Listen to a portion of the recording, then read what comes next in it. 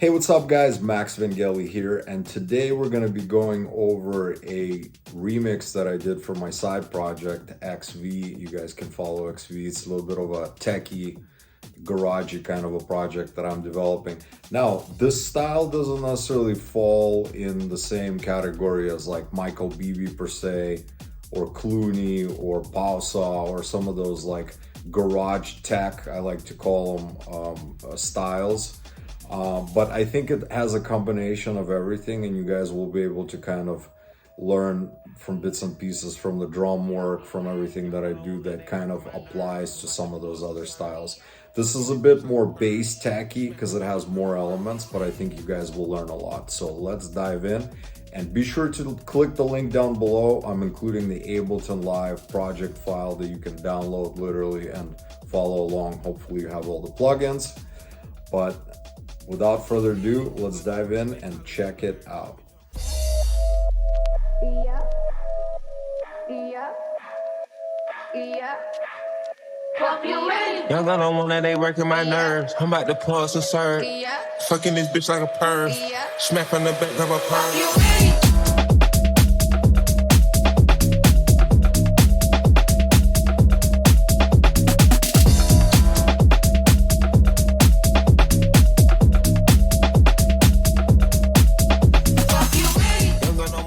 Okay, let's check out our low end, which is going to be the kick and the bass. I always group my kicks and my basses together, so this is the group.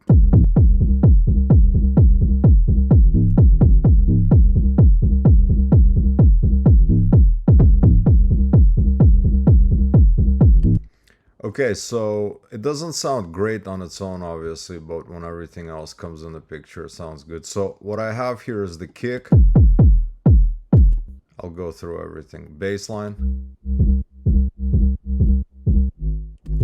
Then I have a stab, which is just like a sample.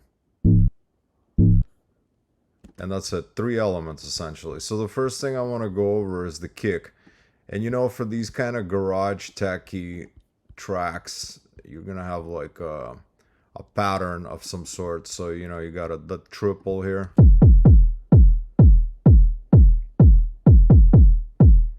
There's no right way to do this or whatnot. You want to make sure that you have a knocky kick. And here's what I have here. The first thing is I put it into impulse. It's my kick, and as you can see, I pitched it down a lot actually. So originally it was like this. See, it was a little too soft. I mean, it was a little too high, so I wanted to bring it down. And when I do that, you have to bring the decay, which reduces the release of the kick, because you see, you don't want that tail. So I have that, and then the high cut, you know, to get rid of that unnecessary one, to keep it nice and deep. And then you have a drum bus. I mean, this drum bus is amazing. It adds compression. It comes with Ableton, and it's magical. I just crank up some crunch here, drive. I don't always use it on my kicks, but I've been using it lately. It's really good. So for bass line here,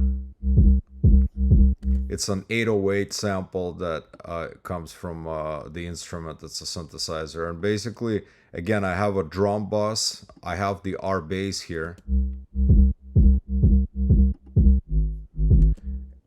which adds the low end sub. If you look at it without the drum bus and this, you see how thin it sounds. And then obviously I have my side chain here. I actually have 2 side chains because sometimes for flavor purposes I like using 2. So they're doing different things. If you were to take off both, right? Then I had this, and it was just not enough side chaining, so I added another one. And then I got my ozone EQ. Basslines is all about EQing, and there's not a right or wrong way to do it. It's about shaping it up and finding what works. Like if I was to mute these, you see, that still felt like too much high end, so I added another EQ. There you go. And a small cut. Sometimes I do a little bit more. Depending what kind of kick I'm using, I like to clean that area and keep it clean. And then the last element is basically, it's nice to have these start-stop motions here with some kind of a different feel. So look.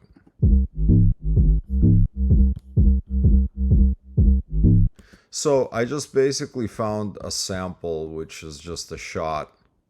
Here's a full. Let me see if I have the full one. Maybe I don't. Oh, there it is.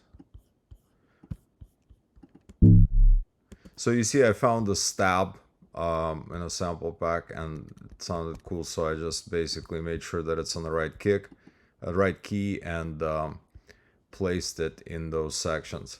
And then from my drum bus, which is all together obviously here, I have a couple of things. This is just automating the low cut of some areas where I want to have a low cut filter in the fills and stuff, and this is just automating the filter. But the main thing I have here is the utility gain and the glue compressor.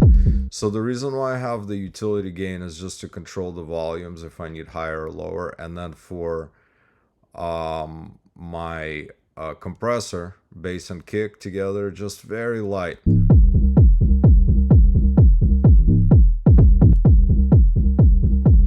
As you can see, it's barely working, but it's just kind of molding things together nicely. All together, this is what our hats sound like.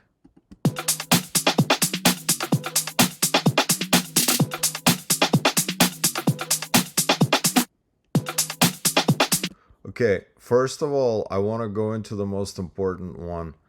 This is a remix of a classic house, a classic hip hop record that I really like, of an old school track, and I sampled it basically.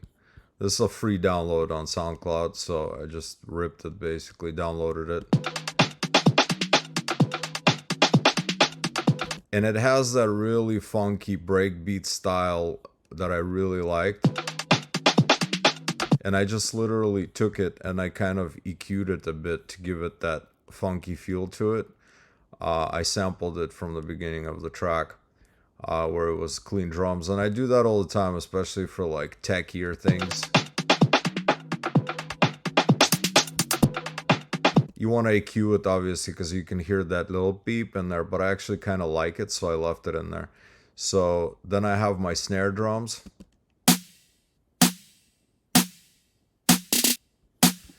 I have two layers basically. They're grouped together, little short low cut compression to put them together. Individually they are like this. You have a nice dry one. Nice 909 with the little fill in there, which makes it nice. So together, as you can see, like I don't like to put reverbs on I don't like to have reverbs on both snare drums, that way it keeps the contrast. And then I have my hats, which sound like this. So again, low cut on the bus. Here I have nothing. Actually, what I do, you have to make sure that it's very important to keep these very short and snappy for tech house. Super dry. So if I was to show you this loop, how it was before I processed it, you see I have a gate on it. So you see, so if you put this on beats mode and then place it on transients and do option number 1, there you go. You can make it snappier. And I also pitched it up 5. You see, so it was a little bit too low for me. This hat. Okay, that's just hi-hat. I didn't do anything here. Well, actually I did. What I did here, to make it more interesting, auto pan. Just so it kind of moves left to right, and a little high cut and a low cut. And then one final element here. Just a shaker, not doing anything here. Yeah, super simple. And the key here for the drums that you guys need to remember is to just make sure that you get those releases cut. Like, don't have too many releases, otherwise you're not going to have the dynamics that you want. And the drums together with my low end is going to sound like this. So let's turn on the low end and let's hear the whole thing.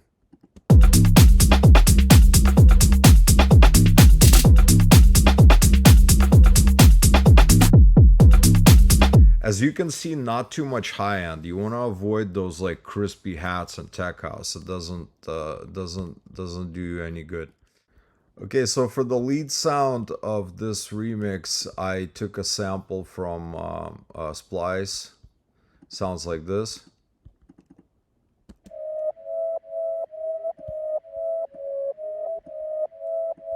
Okay, so this is my processed version. So the original sample, if I took all this off and actually pitched it back to its original, sounds like this. So very dirty and kind of not very effective. So I pitched it down 4 and then I added my processing. So with processing, I'll just go from start. You have the EQ, low cut, high cut to get rid of those nasty frequencies. Then I have a side chain, right? Then I have soothe, which also gets rid of frequencies, additional ones that I needed. You see, I still had that peak. Then I put redux, which is basically like a bit crusher. You see, to add that dirt a bit. Then I did an EQ because I wanted to get rid of some frequencies. You see from the redux. Then I had a compression just to add a little bit of warmth. There you go. And then auto pan again to make it move left and right, make it interesting. You notice that my side chain is all the way here and not at the end. Sometimes I do that just because it adds a different element of rhythmic element to it. So it's good like that. So I have and then I have a bit of like a vinyl crackle.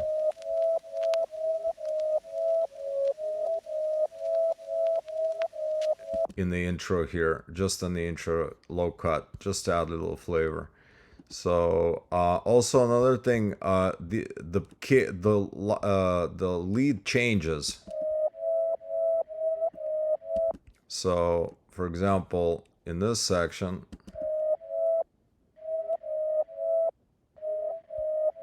just for variation purposes, I cut it, and if I play this with drums for you guys, you'll understand what I'm talking about. So if I play this for you with the drums, so you can hear it.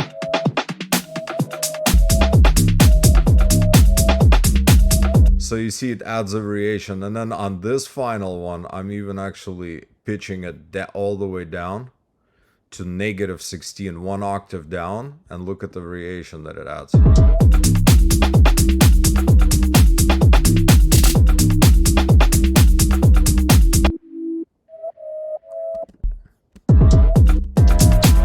And then back to the high here. So basically just literally taking that whole loop and then pushing it down 1 more octave. And just spreading it across throughout, creating little variations and whatnot from that particular loop. So when it comes to effects, again, they're all grouped here. There's nothing really going on other than just try to make sure that you have an EQ on effects, even if it doesn't seem like there's low end, because it does create issues. So here's my effects bus, and it's about creating tension here and there, and then also some crashes and whatnot, keeping it super simple. So this is like a good example on this section. So you see that little fill right there. Again, with some 909s, if you're in this style, be sure to get some 909s crashes and things like that. It's really important. Don't overdo the effects. I don't have that much. This is my build-up. As you can see, just one white noise. And for a snare roll, I got this from Sample Pack, also fairly simple. Let's see if I did anything here. Just an automation.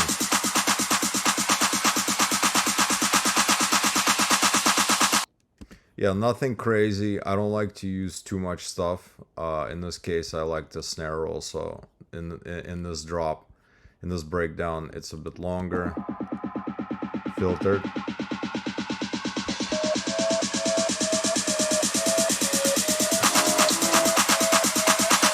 So look at the contrast here. Do you see the white noise ends right there before the...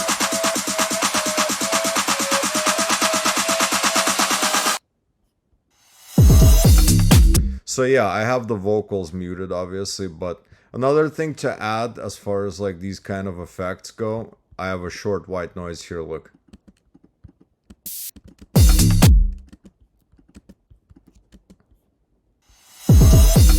You see just a short white noise to give traction. And then on the actual kick, as you can see, there's a little triplet going on there. Look.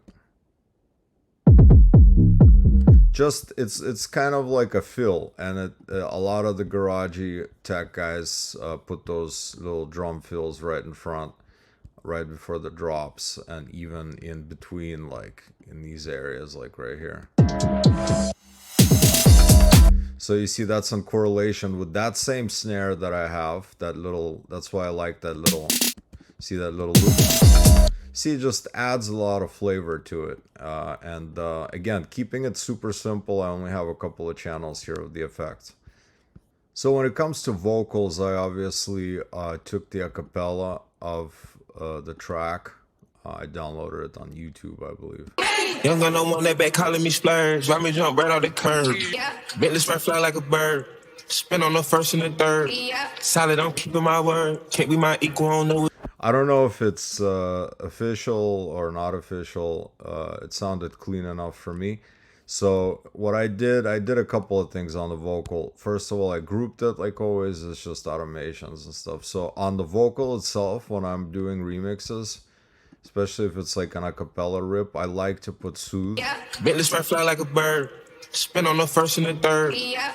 And a low cut. The soothe is just to get rid of some of these harsh peaks that sometimes with ripped acapellas it develops and stuff. So the other thing that I took from the original is actually I took the breakdown and and from the breakdown of the original, the pianos, I chopped it up into stabs, so throughout the track. So you probably recognize the breakdown, the piano breakdown of the track. So what I did, I just took the original snippets of it to create a bit of like a stabby feel to it, like this. Why me jump right off the curb? Bentley spread fly like a bird. Spin on the first and the third. Solid on. And just a couple of shots Yeah. here and there, just also chopped from the acapella. Yeah. Yeah, and basically Keep me a stick. that's pretty much it. And then the final thing is just to show you what I have on my master. I have an EQ, which is low cutting the stereo signal below 135. You can do that with the Ableton EQ. And it just cleans up the low end a lot. That's just utilities just to control the volume. Endless Smile for some tension. I have some EQing here with Ozone, just some high cut, some boosting and stuff like that. And then just the limiter here. As you can see, there's nothing going on here. And then I always have a span at the end to kind of see what the track is doing. And that's pretty much it. And the end result is like this. Why me jump right off the curb? Bentley spread fly like a bird. Spin on the first and the third. Solid, I'm keeping my word. Can't be my equal, I don't know what you heard. Crack up the four and I swerve. Keep me a stick if they purge.